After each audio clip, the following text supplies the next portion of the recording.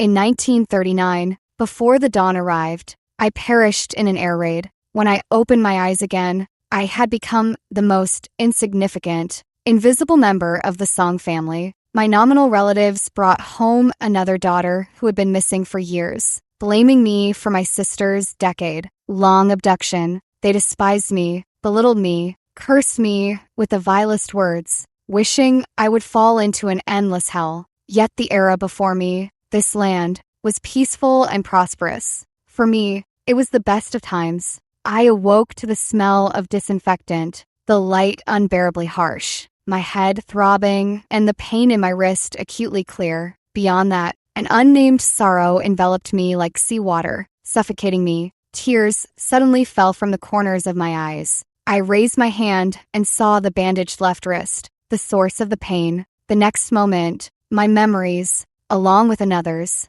flooded over me like a tide. The instant the bomb descended overhead, the blood and tears of war, the hatred of losing loved ones and friends, intertwined into an unbearable agony. I could only gasp for air. Beyond that, I seemed to glimpse the pitiful life of a little girl despised and scorned by her family, until all will to live vanished. She picked up a blade and pressed it to her wrist. I lived. She died. An unusual commotion arose outside, followed by a young man's furious voice. What nonsense is she up to now? Suicide? Playing these petty games again? What right does she have to say she wants to die? Someone as selfish as her would only end up in the 18th level of hell even if she died. How many times has she acted up since Shirhuan returned a year ago? Can't stand her sister being back. If it weren't for her, Shirhuan would never have suffered so much. After a long moment, I saw a figure push the door open, his movements far from gentle,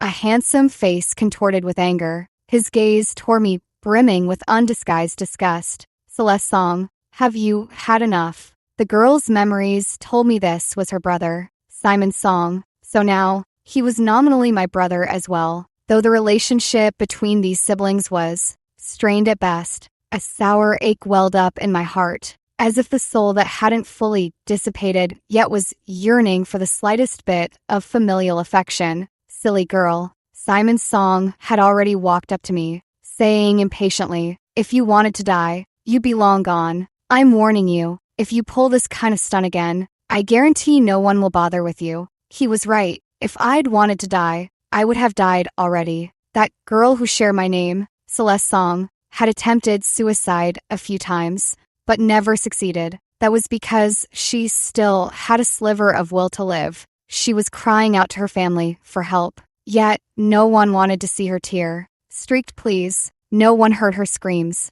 And now, she was already dead. I lowered my gaze and replied softly, "Oh, I won't do it again." Those emotions didn't belong to me. That foolish girl had traded her life for release. Yet it hadn't made her family wake up to the truth. Dissatisfied with my response, Simon frowned and added, "Also, don't let me hear again that you're bullying your sister at school, or you can forget about the Song family's inheritance. Your share should rightfully go to compensating her. Bullying? Hard to say who's bullying whom. The Song family is wealthy, but the original host lived nothing like an heiress. Timid, insecure, and invisible. Even outsiders could tell she wasn't valued at home, laughing at her behind her back, especially since last year, when her sister, abducted a decade ago, was brought home. Everyone knew Sienna Song was the cherished heiress of the Song family, while her sister Celeste Song was an insignificant nobody.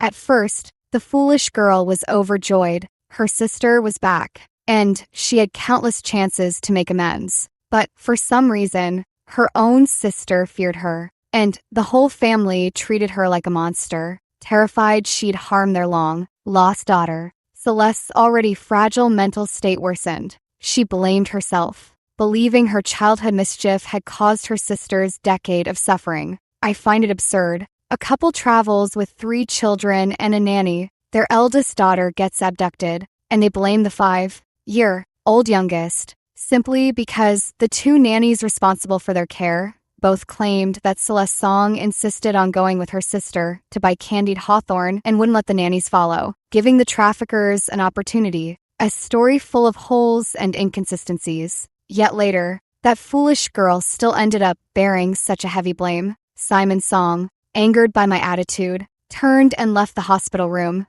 I rose and walked to the window, gazing through the glass at the sunlight outside, dazzling yet serene. It felt like a dream. I had come back to life in another person's body many years later. Here, there was no war, no hunger, and no fear of death. The motherland I had longed for with all my heart had welcomed her grandeur. Following the memories of the other Celeste song, during my recovery, I learned to use the electronic devices of this era, compared to telegrams and telephones. This was a qualitative leap forward. Even though I already knew through her memories that my homeland had grown strong through countless trials, I couldn't help but seek out the traces of her journey in those difficult early years. We trudged through the mud, but slowly found our way out. This history of less than a century is enough for me to ponder for a long, long time, every moment bringing tears to my eyes. The tomorrows we could only hope for in the dead of night back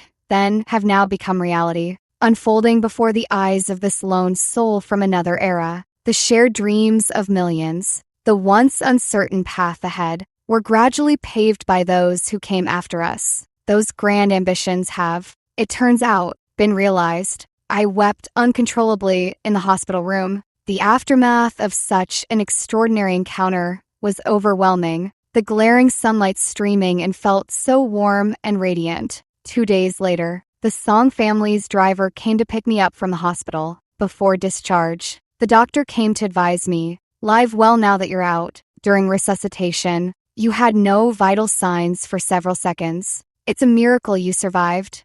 It truly was a miracle, but alas, only mine, not that foolish girl's. The doctor called my current guardians, suggesting they take me to see a psychologist. The person who answered the phone was Quinn Song, the biological father of this body. What he said to the doctor was, "My daughter has no illness at all. She just wants the whole family's attention, competing for favor with her sister. She's a born troublemaker." The doctor was helpless. He could only try this far. He couldn't interfere with the patient's family dynamics. I smiled at him. "Doctor, thank you, but don't worry. I'm already better, truly better, in every sense." When I returned to the Song family, it was already evening. The family was chatting and laughing around the dining table, with no one caring about the younger daughter who had been hospitalized for suicide just the day before. She had long been invisible in this household. But today, when I returned, the lively dining table suddenly fell silent. All three at the table turned to look at me. This was the first time I saw this family through my own eyes. Parents, brother, and sister. When my gaze landed on the sister who had returned a year ago, it paused for a moment. Simon Song and Sienna Song were actually fraternal twins. Perhaps Sienna Song had endured considerable hardship before being found, exposed to wind and sun. So even after a year of recuperation, she still didn't quite resemble someone from the Song family. Celeste Song, have you lost your tongue? You return without even greeting the family? Simon Song adopted the authoritative tone of an elder brother to scold me. I walked over slowly and said softly, "Dad, Mom, brother." Then I looked at the person beside Simon Song and called out, "Sister." The one addressed as sister looked at me, her voice laced with concern. "Celeste, don't do such dangerous things in the future. You worried the family." After these words, my physical father spoke up. "Enough, Sienna. Why bother with her? This trick has been pulled several times. She knows full well whether it's dangerous or not." Simon Song served his sister some food, then looked at me with disgust. "Why put on such a pitiful act? You bully your sister, yet she still speaks up for you. Can't you be more sensible?" "Osformaise," called mother. She remained silent. After the age of 5, Celeste Song had no memory of ever experiencing warmth from her mother again. Over a decade of relentless emotional abuse, inflicted by a mother upon her own flesh and blood, this household had long abandoned any pretense of communication. No one cared about the lonely death of Celeste Song, even with bandages wrapped around my wrist. No one bothered to ask how deep the wound ran. They never believed Celeste wanted to die, nor did they care. I settled into this house, Celeste's bedroom was tucked away in the farthest corner of the third floor. As for the two sunniest rooms, one belonged to Simon Song, the other reserved since childhood for Sienna Song. It wasn't that there were no other rooms. It was that this family used that isolated bedroom to tell Celeste she wasn't worthy of better. You caused your sister to go missing. How dare you live without guilt? If you hadn't been so stubborn about wanting candied hawthorn, would she have been targeted by traffickers? You're nothing but a curse. These were the words Celeste grew up hearing. I stared at the reflection in the mirror. The eyes and brows bore a striking resemblance to my teenage self. Only our experiences differed. I, too, came from a well-off family and had always been fascinated by exploring novel things since childhood. While girls were still taught to be cultured and refined, I became obsessed with gunpowder, symbols and formulas that others found obscure and difficult. I grasped quickly. My tutor advised my parents to teach according to my aptitude, calling me a once-in-a-century genius and urging them not to stifle my talent just because I was a girl. Later, I returned from studying abroad and became a weapons expert. Yet in this era, she who shares my name was isolated for over a decade in a place called home, sadly seeking ways to save herself, only to fail in the end. In Celeste Song's drawer, I found her secret psychological evaluations and rows of medication. The diagnosis stated she suffered from major depression. Looking back at earlier medical records, it wasn't so severe at first. Being a minor, she even had to hire someone to pose as her guardian to accompany her to appointments. After all, no one in this family believed she could be depressed. That poor girl tried so hard to save herself. My heart aches for her. I then gathered all the medical records and medications, storing them away in an inconspicuous cabinet because the one who needed them was no longer here. Early the next morning, I got ready to head to school. Standing at the doorway, Linson, the mother of this body, spoke softly to Sienna Song. Sienna, just message me what you'd like for dinner tonight, and I'll have the kitchen prepare it for you. Got it. Thanks, Mom. It was a heartwarming scene. But the moment their gazes fell upon me, all warmth vanished. Mom, I'm off to school, I said. Linson's eyes turned colder as she responded with a curt Don't cause any more trouble at school.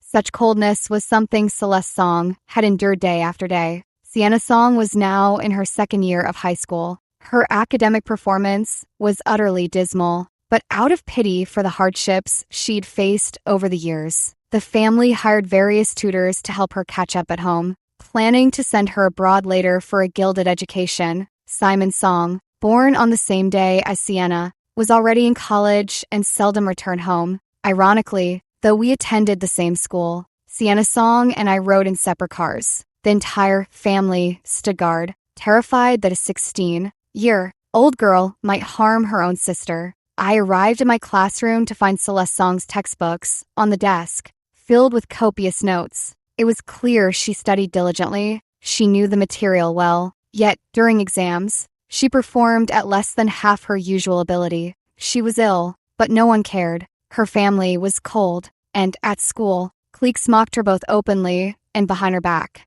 Well, if it isn't our melancholy princess. Heard you tried to kill yourself. Thought we'd finally get to attend your funeral. Too bad, they saved you again. The voice came from behind me. I turned to see someone all too familiar in Celeste's memories. It was her former friend, Tanya Sue, from a well-off family. The Sues and the Songs were old friends. They'd actually grown up playing together. Before Sienna returned, the Song family aimed to keep their shame private. Outsiders only knew they'd lost a child, not how it happened. The details about the original host intentionally causing her sister's abduction only started spreading last year.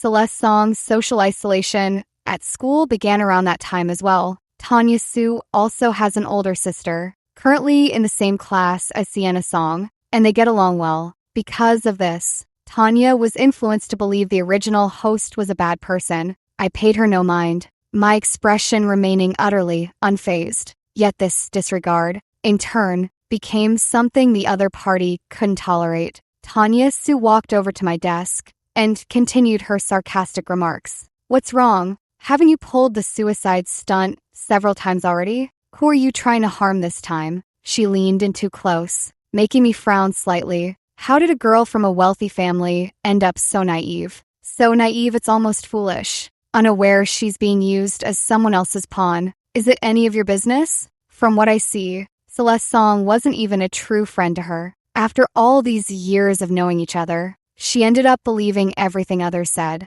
Tanya Sue probably felt her pride was wounded. She snorted. I just can't stand people like you. So what? Then endure it. Stop barking mindlessly everywhere like a brainless fool.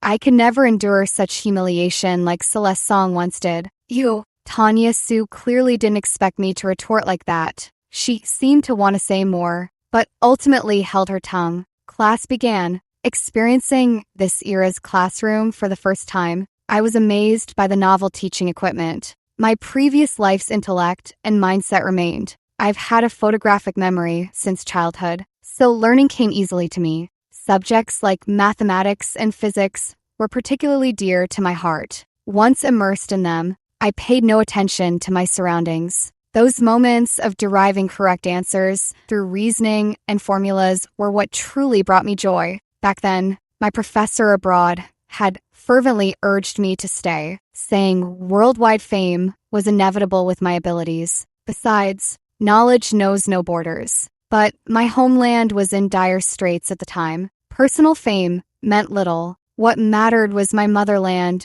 and compatriots. If the nation fell, what use were accolades? Knowledge may belong to all humanity, but I belong only to my country. Even if I died unknown and unrecognized, I would have no regrets. But during my time here, I came to realize that my homeland has truly become a technological powerhouse. Eventually, the knowledge from textbooks was no longer sufficient for me. So one afternoon, I stopped the teacher of the school's advanced competition program. Hello, Mr. Gu. I'm Celeste Song, a first-year high school student. I'd like to join the physics advanced competition program you teach. I've looked into this class. As the name suggests, it's specially formed for students with outstanding physics grades. Students in this program continuously participate in various physics competitions throughout high school. Mr. Gu, whom I had stopped, was still quite young, though perhaps due to overworking his brain, some of his hair had turned white.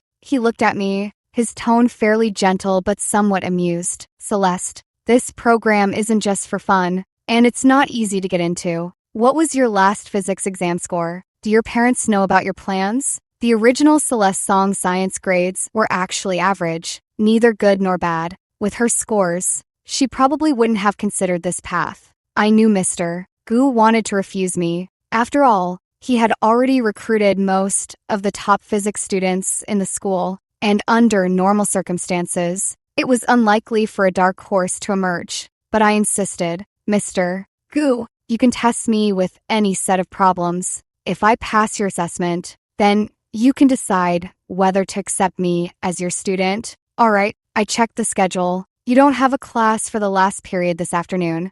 Sure enough, Mr. Gu checked the time and asked me, what's your next class? Self-study period. All right, come with me then. There were other teachers in the office, and one of them chuckled at the sight of me following Mr. Gu. Hey, Xiao Gu, when did your advanced competition program get such an unfamiliar female student? The program has so few students to begin with, and even fewer girls. The rare ones we do have are all familiar faces. Mr. Gu simply smiled. She's not from my class, just here to ask me about some physics problems. He handed me a test paper and said, this is last year's preliminary round for the Olympiad. See how many problems you can solve. I found a random seat, took the scratch paper and pen Mr. Gu offered, and started writing. His intention was to make me back down, but after a while, probably seeing me writing nonstop, he quietly stood behind me to take a look. That one glance made him stay rooted to the spot. The questions on that test paper were novel to me, but the core knowledge remained unchanged, and most of the recently learned concepts came in handy. Competition problems were indeed more interesting than the usual ones. I was immersed in solving the problems and didn't realize how much time had passed until I finally put down my pen. Turning around, I noticed more than one teacher standing behind me. Mr. Gu pointed to one of the questions and said to me, "Explain your thought process for this problem." I looked at the question and briefly outlined my approach to solving it. Another teacher suddenly spoke up. "Why is your scratch paper so blank? How did you write the answers for these calculations directly?" I replied calmly, "I can work it out mentally." Teacher. That teacher pulled a test paper from his desk, handed it to me, and pointed to a major problem. "Try solving this one and let me see." I glanced at the problem for a moment, then began writing the solution on the scratch paper beside me. At steps requiring calculation, I paused briefly before writing down the answer directly. Before I even finished writing the final conclusion, the teacher's eyes lit up. "Isn't this perfect material for my math competition program? Student, would you be interested in joining?" Before he could finish, Mr. Gu, who had originally intended to discourage me, grew anxious. "Old Hu, you can't do this. This is my physics program candidate. Why are you poaching?" "Old Gu, don't hold them back." Mental arithmetic. With this level of thinking, imagine how impressive they'd be at next year's competition.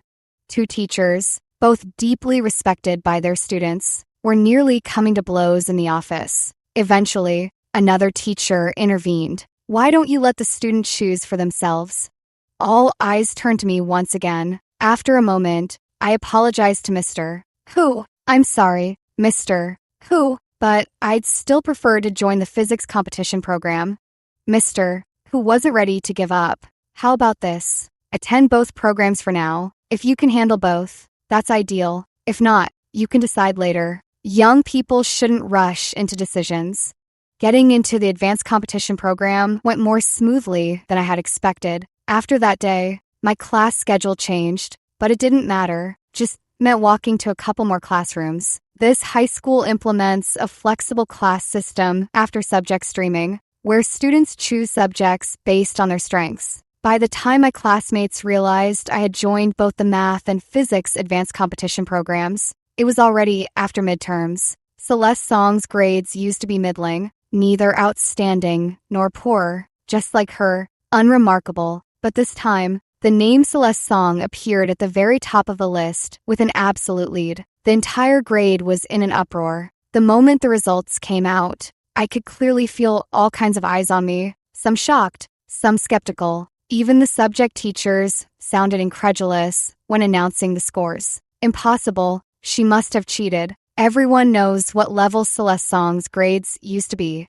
The exam must have been leaked. Even Morgan Zhao only got 145 in math this time. How could she possibly get a perfect score? Morgan Zhao, perennially ranked first in the grade, has been famous at this school since junior high and is also my classmate in the math and physics advanced competition programs. Tanya Su even charged right up to my desk and slammed it. "Celeste Song, are you insane? Do you think copied scores will change how people see you? Let me tell you, it's impossible. You're just a vain and vicious person." I watched Tanya and the other students' expressions. Clearly, they were eager for someone to confront me so bluntly and humiliate me. If you don't believe my results, go ask the teacher to check the surveillance footage. If that's not enough, I'll retake the test. I met her gaze calmly. What's the point of rushing up to me, hoping I'll feel ashamed for scoring higher than everyone? As Tanya tried to say more, I stood up and faced her. "Sorry, I need to leave. Please don't block the way." Next period, I have Mr. Whose math class. Tanya froze for a second, but I'd already slipped past her. "Celeste Song, stop right there." Tanya chased after me, distracted. I bumped into someone ahead. "Sorry, it's fine," a clear, youthful voice replied, heading to class. "Celeste," I looked up and met the gaze of a handsome young man. Morgan Zhao, this term second, ranked student. As Tanya Su approached, she heard Morgan Zhao say to me, "Celeste, could I borrow your math exam answer sheet? Mr. Who mentioned your solution to the last problem was quite interesting. I'd like to learn from it." Morgan Zhao is the top scorer by copying. Why seek her advice? Morgan had given so many public speeches that practically the whole school knew him. Cheating won't get you into both the math and physics advanced competition programs. We have pop quizzes every class. Morgan Zhao said softly to Tanya Su. Is it so hard to acknowledge someone's excellence? Classmate, Tanya froze. But I couldn't be bothered to engage in a war of words. Let's head to class. Morgan, we're almost late.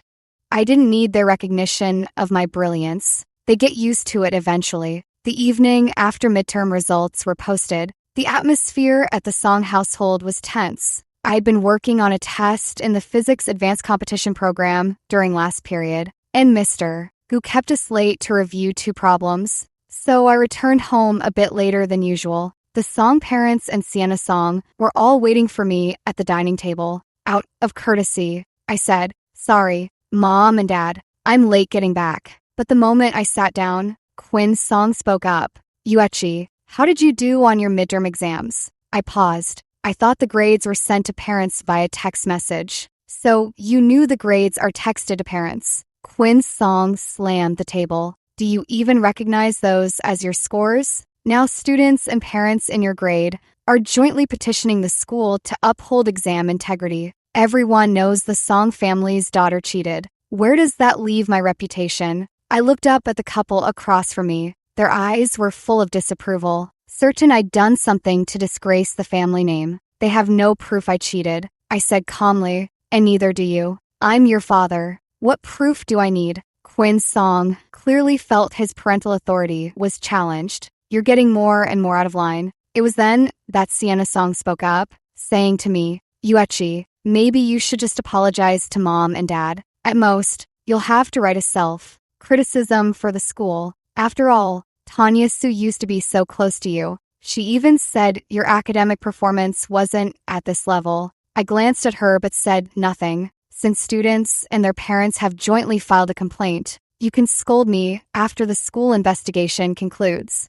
My tone remained calm. Why lose your temper now? The parent-child dynamic in this family remains perplexing to this day. In her memories, Celeste Song even doubted whether she was their biological child. Yet every trace of her existence since birth was documented, including early video recordings. Back then, her parents held her before the camera, declaring her the little princess of the Song family. Precisely because of this, that young girl suffered even more deeply. She was once a child welcomed into this world with anticipation. The school did receive numerous complaints about my exam results, demanding a thorough investigation. By thorough investigation, they meant hoping to uncover evidence of my cheating. However, the 2 teachers from the advanced competition program were perhaps too fond of talent. Before the dean even outlined the investigation process, they immediately stepped forward. "Principal, are you suggesting that a student who excels in competition, level problems, and is highly likely to win an award for our school next year would cheat on a mere midterm exam to get first place? Who would she copy from? Those who don't understand competition problems can't even memorize the answers. She solved them right in front of us. Why would she need to cheat?" The principal said that, compared to my past performance, the improvement was indeed too drastic, so it's normal for others to question it. The final decision was for the grade level teachers to create a new set of exams for me to complete over 2 days under teacher supervision. I agreed. There was an empty classroom at school, so I took the exams there while teachers without classes proctored. Besides that, classmates would gather outside the window during breaks to watch. I didn't want to waste too much time on this. So I finished both days' worth of exams in one day, just moving from one paper to the next. The teachers graded the exams on the spot. In the end, my test papers and answer sheets were posted on the bulletin board, drawing quite a crowd. Celeste Song, once an average student, was now seen as a genius who had been hiding her abilities. As long as you have enough strength, others will rationalize your actions. Even so, there were still doubts, but they no longer mattered. The Song family parents finally found out about my admission into the advanced competition program. They scolded me for making such a decision without consulting the family. Not everyone can succeed in the competition path. If your other subjects remain stable, you could get into a decent university through the college entrance exam in a couple of years. Why chase after such vanity? Said Simon Song during his weekend visit home. Clearly, he had also heard about the recent uproar over my grades during this period. no matter how unbelievable it seemed. The facts were right there. Many parents of students at that middle school had some connection with the Song family. They had gone from watching mockingly to now asking the Songs with envy during chats how they raised such a daughter. I know what I'm doing. Even if I don't succeed in the competition, I can still take the college entrance exam or, I paused, then smiled faintly, or go abroad, right? Even if they hate this youngest daughter, they'd still have to plan a future for me for the sake of their reputation, wouldn't they? But the moment those words left my mouth, they seemed to strike a nerve with Song Shirhuan. She suddenly burst into tears. Mom and Dad, if I'd received a good education from childhood, could I have been as outstanding as my brother and sister? Song Yuechi, stop gloating like that. What's there to be proud of? Song Shiryun immediately snapped at me. Linson also looked at me coldly. Go back to your room. Don't upset your sister here. Then she coaxed Sienna Song softly, promising to buy her beautiful jewelry and clothes recently. Children born from the same womb received entirely different treatment. I wonder if that silly girl, were she standing here now, would once again feel she had done something wrong. I shrugged, not wanting to intrude on their family's war moment. In the days that followed, I continued to busy myself with my studies. The results of the first exam weren't enough to prove anything, so I used the second, the third, to prove it. With my ability, I firmly secured my name in the top position. The second place often changed hands, but I always remained first. The initial doubts gradually turned into admiration. I made other friends in the advanced competition program. There was a quiet, shy girl who was particularly obsessed with math, wearing black, rimmed glasses, and she occasionally came over to ask me for help with math problems. Her name was Jenny Shun, a special admission student at the school who came in on a scholarship. Since her home was quite far, she applied for a dormitory on campus. Naturally, her family background couldn't compare to those young masters and misses who were either rich or noble, but she was an only child, and I occasionally saw her family members bringing lunchboxes to improve her meals. Sometimes her parents, other times her grandparents from either side. I once crossed paths with them, and Jenny Shun pointed at me while telling her parents, Mom and Dad, she's the genius I told you about. Her parents immediately showered me with compliments, making me quite embarrassed. In the second semester of 10th grade, I applied for a dormitory at school for the sake of convenience in studying. The Song family had strong opinions about this, but I didn't care. That silly girl Celeste Song had plenty of money in her phone, and I wasn't interested in luxury brands anyway. It was enough to get by. So it didn't matter if the Song family treated me differently when it came to living expenses. Occasionally, I'd hear people at school discussing how well the Song family treated Sienna Song, what they bought for her, or rumors about Sienna and some well-matched young masters. Those parents felt guilty towards Sienna Song and had no demands of her. They planned to choose a suitable family for her, so she could live as a wealthy lady without worries in the future. In the second semester of 10th grade, I started getting involved in various academic competitions. One time after an exam, while walking through school discussing test questions with Morgan Zhao, Jenny Shun, and a few others, Tanya Su came toward us. She looked at me, her eyes seeming to hold some complex emotions, but I didn't look back at her. The old Celeste Song had considered her a friend, but the current Celeste Song would find new like-minded friends. In the first semester of senior year, led by Mr. Gu and Mr. Hu, we participated in more competitions. I spent less time at school, but whenever there was news of competition achievements at school, my name was almost always among them. I got to know quite a few senior students, though they were far more familiar with me than I was with them. Before the Olympiad preliminary round, they lined up one by one to shake my hand. Academic prodigy, let us seniors get some of your luck. The senior girls not only shook my hand, but gave me solid hugs, saying they wanted to absorb some IQ points. After they finished shaking hands and hugging, I turned around and saw my own classmates watching eagerly. That year in senior high, legends about me began to circulate around the school. I won several awards for myself and the school, overcoming numerous challenges along the way. and the name Celeste Song caught the attention of several university professors. During that period, I frequently received calls from admissions officers. Little Song, come to our university. You can choose between mathematics and physics, receive full scholarships, and our faculty and senior students will guide you every step of the way. Little Song, don't listen to them. The university offers the same conditions. Do you have any other requests? We'll do our best to accommodate them. Admissions officers and esteemed professors from several universities argued fiercely in the office, creating a chaotic scene. That summer, the school hung a banner. Congratulations to our student Celeste Song for being admitted to A university's physics prodigy program, a combined BS/MS/PhD program. Of course, I wasn't the only one admitted early. The school had multiple banners. Several seniors in their final year were admitted early to top universities, and some of my classmates in the advanced competition program also received early offers, though a few were unsatisfied with their results or the schools and planned to try again the following year. The school even called the Song family to share the good news. They had some reservations about a girl like me studying physics, but a university was truly a rare and prestigious school, and their acquaintances kept calling to congratulate them. For the first time,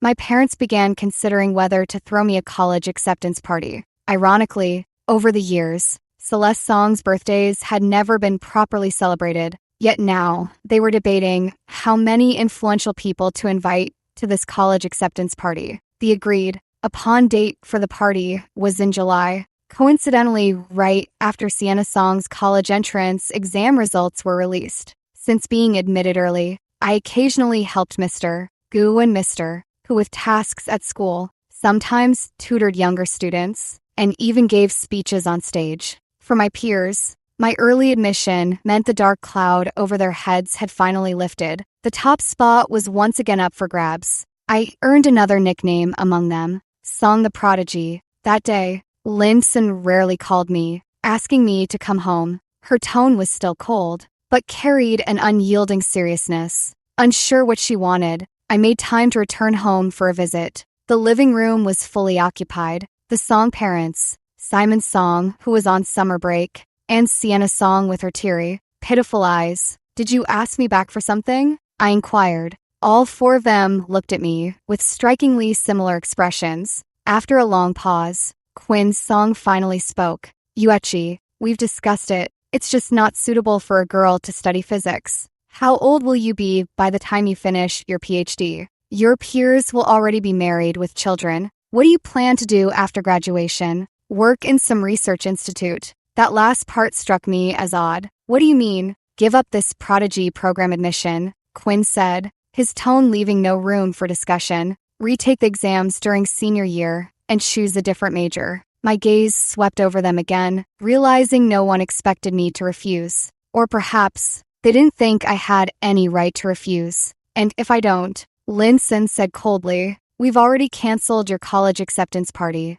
Since you and Sienna are starting university the same year, we'll hold one joint celebration. Do you really want to show off and outshine your sister in front of everyone? Her words suddenly made everything clear. Although the Song family wanted to send Sienna Song abroad, it seemed to conflict with her personal wishes. Attending university domestically would have been fine, but unfortunately, her college entrance exam results were unsatisfactory. Canceling the college acceptance party is no big deal. I don't really mind, but I won't give up my guaranteed admission offer. Celeste Song, I'm not asking for your opinion, Linson said coldly. Sienna Song spoke up tearfully at that moment. Mom, please don't pressure Celeste anymore. It wasn't easy for her to get guaranteed admission to such a prestigious school. It's just, thinking about how hard I worked yet still scored so poorly makes me so upset. Perhaps I never deserved to be part of the Song family to begin with. Sienna Song let out a small sob. Enough. Simon Song spoke up, looking at me. Celeste Song, if it weren't for you, Sienna would have been in university for 2 years now. She wouldn't be struggling to keep up with classes. With your grades, what's the harm in retaking the A university entrance exam next year? Why must you embarrass her this year? just to make her feel ashamed. You'd give up your guaranteed admission? Simon added at that moment. This is what you owe her. Enough. I swept my gaze over them. This past year and more has been truly unbearable. When will you all stop deceiving yourselves? Was Sienna Song's abduction really the fault of a 5-year-old me? I asked them, speaking for the Celeste Song who died over a year ago. The events of childhood had grown hazy in Celeste's memories, but that particular incident was so profound that some impressions remained, enough for me to piece things together. I was only 5 back then, but you, Simon Song, were already 9, I said, turning to the young man who always carried himself with such elder brother authority. Do you really not remember? It was your crying and fussing that made our parents take you to ride the roller coaster, leaving their 2 daughters with a nanny. Simon Song's face turned pale. And you too. I look at that couple. You were so focused on taking your son out to play that you left your 2 daughters with an unreliable nanny. Afterward, you didn't blame yourselves, nor did you blame the nanny for negligence. Instead, you believed their full of holes story and pushed all the blame onto your 5-year-old daughter. Are you really fit to be parents? Many people, when they make mistakes, instinctively shift responsibility onto others. In this matter, the only one who could not shirk responsibility at the time was Celeste Song, who was merely 5 years old and had yet to grasp even basic language logic. No one was relieved, for she had only narrowly escaped disaster back then by sheer luck. Over the years, this family had blamed her. Even her mother, Linson, once screamed hoarsely at her youngest daughter. Why, wasn't it you who was taken, instead of your sister? My words laid bare the truth this family had evaded for over a decade, and this fragile piece was bound to shatter. I coldly scrutinized them. Dare you claim that your compensation for Sienna Song carried no other guilt? This accusation, which could be considered my ultimate defiance, ended with Quinn Song slamming the table, rising to his feet, and roaring at me. Have your wings hardened now? I had no attachment to this family whatsoever. After that argument, I went upstairs to pack a few things and prepared to leave. Even if they threatened to cut off my living expenses, it didn't matter to me. Linson even said outright, since you're so full of ideas now, spit out all the money this family has spent on you over the years, and then get out. I looked at her calmly. What if I refuse? You can sue me and see if the law supports your demand. According to the Civil Code, parents have the obligation to support, educate, and protect their minor children. Feel free to give it a try. I intended to take only a few of Celeste Song's belongings, her diary or cherished items, and leave everything else behind. After packing, I ran into Sienna Song on the stairs. Her eyes were no longer red, and she couldn't hide her delight at seeing me leave. Celeste Song, Mom just said the family won't give you another penny from now on. It's as if you never existed. In truth, when Sienna Song first returned, she would cautiously try to please everyone in the family, including Celeste Song. Upon realizing that Celeste Song was not favored in this family, and that others constantly instilled in her the notion that Celeste was to blame for her decade-long abduction, Sienna Song no longer regarded Celeste with any respect. From initially expressing envy that her younger sister grew up with their parents, envying her education in the arts and refined skills, coveting her wardrobe and jewelry, to falsely accusing Celeste Song of physically assaulting her. I still couldn't comprehend Sienna Song's motives. Perhaps due to some post-traumatic stress, she desired to be the most cherished child in the family. Yet she didn't resent her more favored brother, instead targeting the neglected younger sister. Wasn't this just another form of bullying the weak?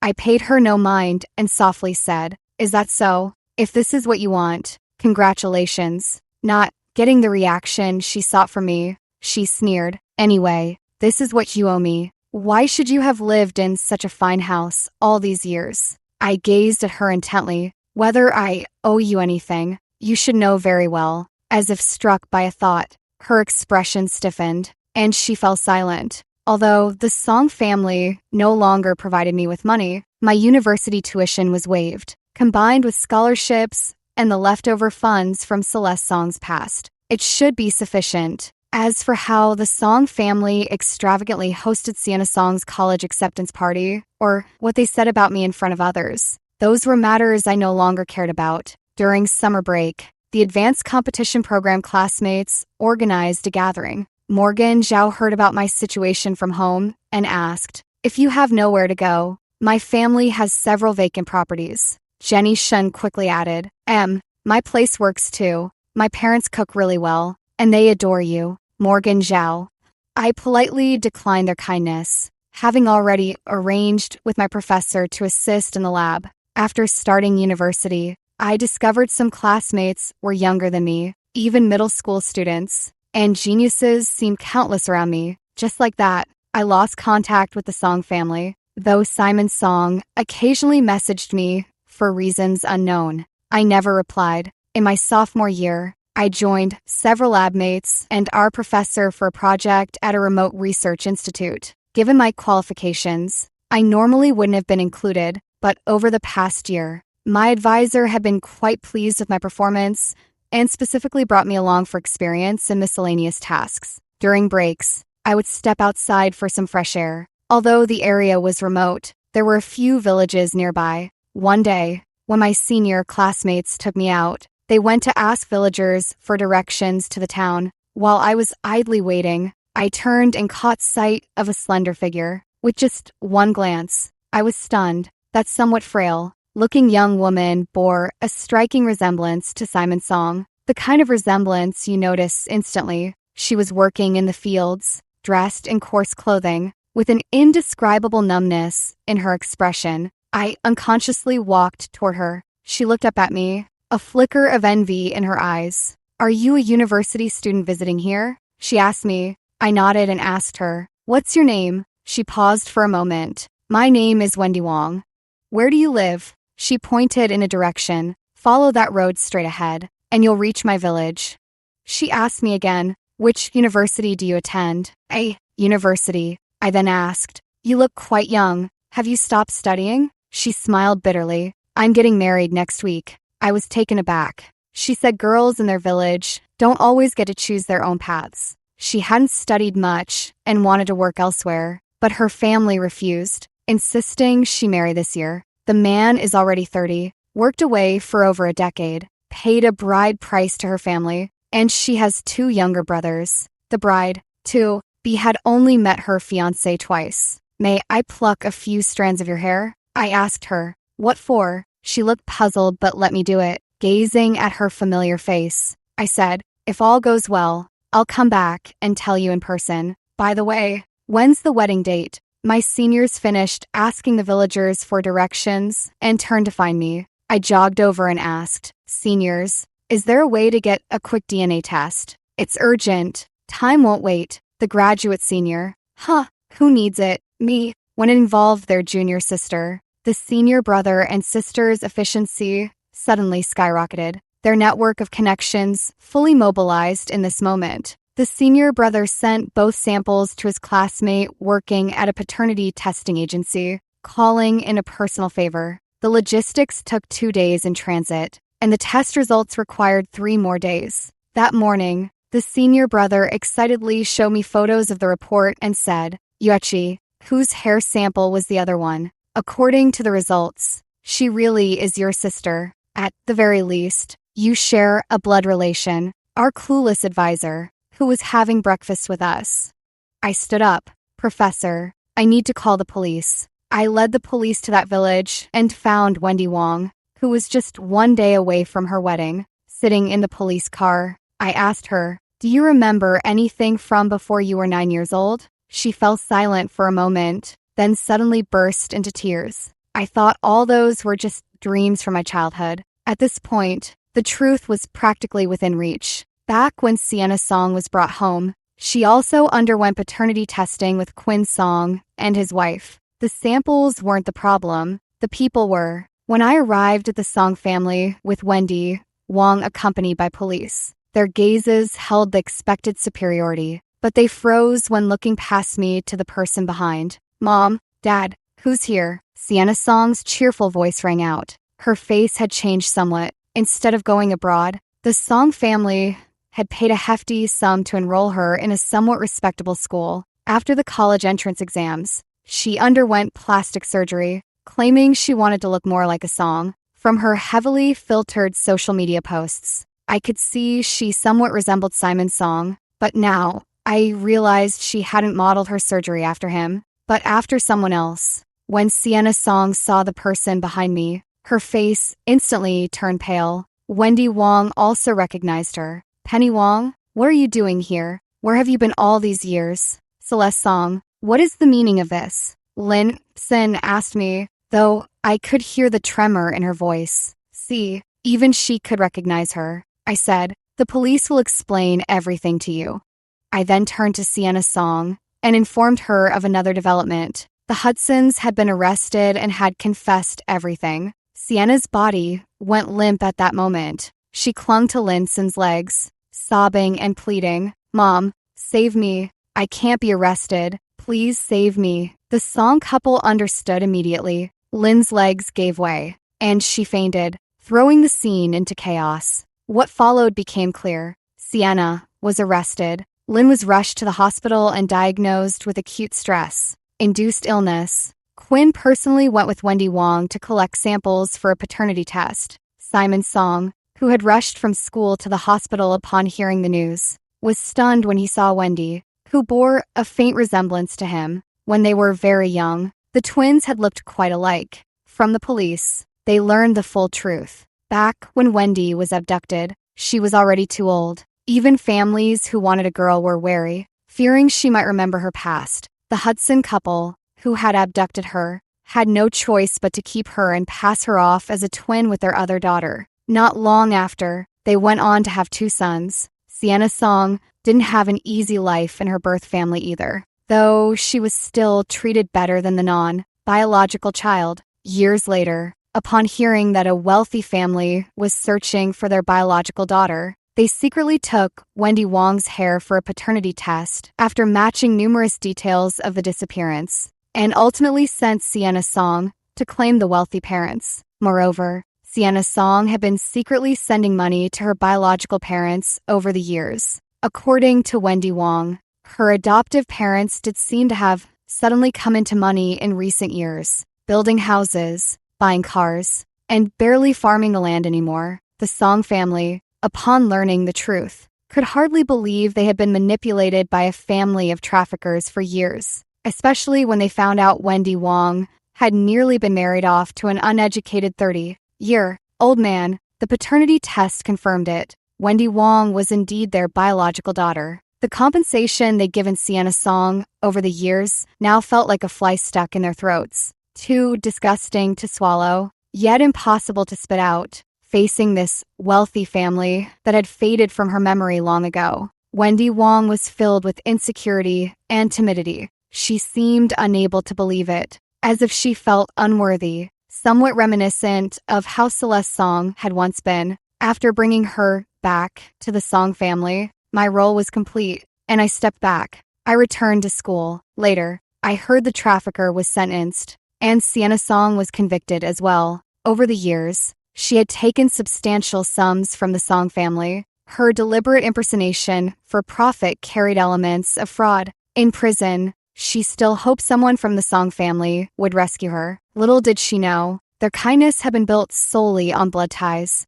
This whole affair turned the Songs into a laughingstock for misidentifying their daughter. The fiancé they'd chosen for Sienna not only called off the engagement, but also severed ties between the families. Wendy Wong changed her name to Clara Song. Some time later, Simon Song suddenly showed up at my school. By then, he had graduated and was working at the family company. Yuechi, are you really not planning to come home? He asked me. I'm very busy. Isn't it summer break now? He said. Are you really going to stay angry with the family forever? Instead of living the comfortable life of a wealthy heiress, you'd rather struggle through scientific research? Perhaps he wasn't wrong. Everyone has their own aspirations. You're not me. How could you know what I truly want? The Song family seemed confident I'd eventually return, given their immense wealth and influence. The summer breeze was sweltering. As it brushed past, I swept aside the stray hairs on my forehead. Simon Song suddenly paused, his gaze fixed on my wrist. There was a prominent scar there, left from when I slit my wrist. Does your hand hurt? I glanced at it. Not for a long time now. Over the years, everyone from my advanced competition program classmates and teachers to my university mentors and peers had shown concern for my mental health because of this scar. Only the Song family seemed to be noticing it for the first time today. After a long pause, I heard Simon Song say softly, "I'm sorry, the housekeeper was cleaning your room and found your old medical records and medication. My parents and I didn't know you were actually sick." But back then, Celeste Song had cried for help more than once. "It's fine, I'm better now," I said. "Can major depression really be cured?" His eyes flickered slightly. I laughed softly. "Do I look like someone with depression now?" "Of course I don't. And I'm not." Simon Song opened his mouth, as if to say something, but ultimately couldn't get the words out. Not long after, Simon Song said Linson was ill and asked me to visit her. Out of basic human decency, I went back for a visit. Linson looked somewhat pale, but it didn't seem serious. She treated me with noticeably more warmth than before. At the dinner table, she served me a portion of food. I sighed. "I'm allergic to eggplant." Linson seemed taken aback. "I didn't know. It's all right, as long as I'm aware." After the meal, a guest arrived at the house, and they arranged for me to chat with him in the study for a while. After the conversation, I saw Simon Song at my door and asked him, "What's the meaning of this? Why have a psychologist talk to me?" He tried to cover it up, explaining, "Celeste, we're just worried your previous illness hasn't fully healed." "No," I interrupted him. "You suspect I'm not Celeste Song, but an alter ego she split off." Once exposed, Simon Song's face stiffened. He looked at me, wanting answers, yet appearing somewhat afraid. I lifted my left wrist, pointed at the scar there, and gave him the answer. "No need to test me anymore. From this moment, she can never come back." Simon Song's face turned pale. I looked past him and saw Linson, equally ashen-faced. I paid them no mind, stepping past them and walking straight out. Let them think I'm an alter ego if they want. At the very least, this family should understand that they spent 11 years driving a daughter, a sister, to her death. As I reached the door, I heard Linson's sobs behind me, as if only then did she remember she was Celeste Song's mother. At the doorway, I also saw Clara Song. "Celeste," she said to me, "thank you." She was thanking me for bringing her back. Clara Song didn't attend regular school but had private tutors at home. Her own choice, as she wanted to go to university. I returned to school to continue my studies and got involved in numerous projects during my undergraduate years. I published several papers. My research direction was somewhat risky. At one point, my advisor even came to give me psychological counseling. "Clara, we live in peaceful times. Take things slowly. Don't be too extreme." I wholeheartedly agreed. "You're right, Professor. We must seek progress while maintaining stability and continue our research within safe boundaries." But the research can't stop. Our nation's strength depends on us. Scientific advancement powers the country, right? Times are different now. We can't fall behind in any field. With powerful tools at our disposal, why fear foreign threats? My advisor looked dazed. That's true. The combined BS/MS/PhD program felt incredibly long. I published quite a few papers, completed several projects, and right after graduation, joined a certain research institute. Because my research remained high risk, I sometimes worked in deserts and had little contact with the outside world for extended periods. The Song family actually reached out to me again, but I'd lost all interest in pretending we were one happy family. It seems Simon Song got married, but I was too busy at the time to even notice the news. I heard Clara Song also successfully got into university and even pursued a master's degree. Later, news came that the Song siblings were fighting for control of the company. After graduating, Clara also joined Song Corporation. In terms of management, her talent is no less than Simon's. To compensate her, the Song family had given her some shares, so she holds considerable influence in the company. This surprised me a bit, since Clara was so timid when she first returned. But now she's developing into a strong businesswoman, but I'm glad to see it. As for me, looking at my research achievements, Every moment of success feels extraordinarily brilliant, like our motherland, reborn in splendor. When I started taking on students, they were always curious about their young professor. Professor Song, why did you choose this field and direction? They'd whisper about my appearance and accomplishments, saying I look as gentle as a humanities professor. But my research is fiercely intense. I adjusted my glasses and smiled at them. To study for the rise of our nation. Isn't my research direction also one of the paths to that rise? I will always remember those years of struggle, the raging wars, the suffering of our compatriots, the injustices and hardships we endured, the blood and tears we shed, all stemmed from a past when we were not strong enough. Those unspeakable crimes are unforgettable. Stay vigilant in times of peace. This is our generation's duty.